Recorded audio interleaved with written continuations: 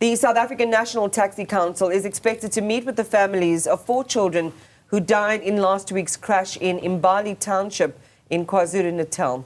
The children were killed when a minibus transporting them crashed into a creche, leaving 8 others injured.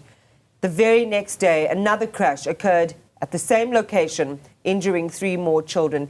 Newzroom Afrika's Mthembu is live for us from Pietermaritzburg ahead of the council visit.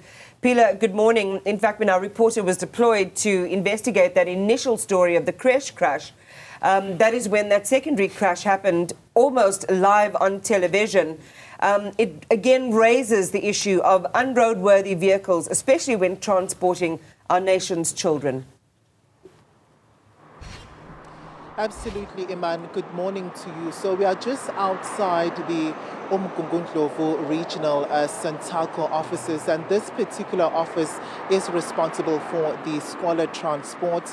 We understand that members from the SANTACO are going to be meeting with 4 families that have lost their children in that fatal crash that we saw last week. We do know that it is actually 4 children, with the youngest being 10 years old, the eldest being 16.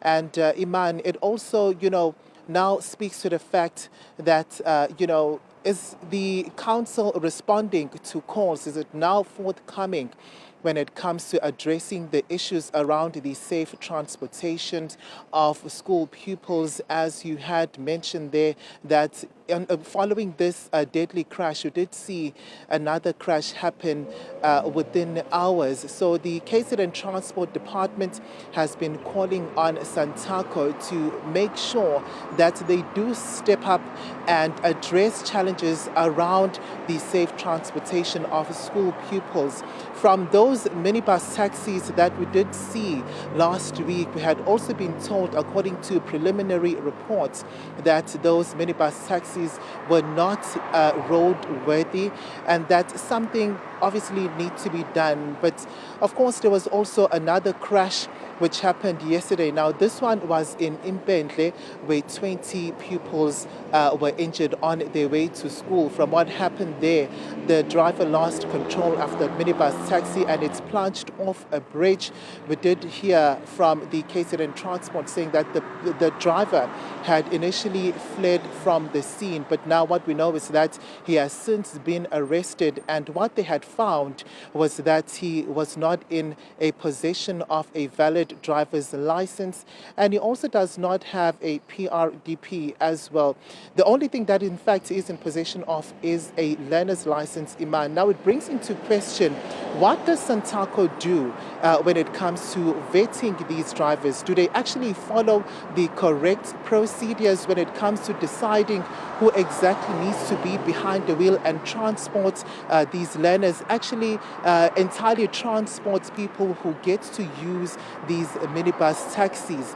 Are there proper procedures which are being followed in that regard? And it will also now bring to question, you remember that strike which happened, not so long ago, where the council had actually complained that most of their taxis were impounded due to not being roadworthy. Now, it also raises questions.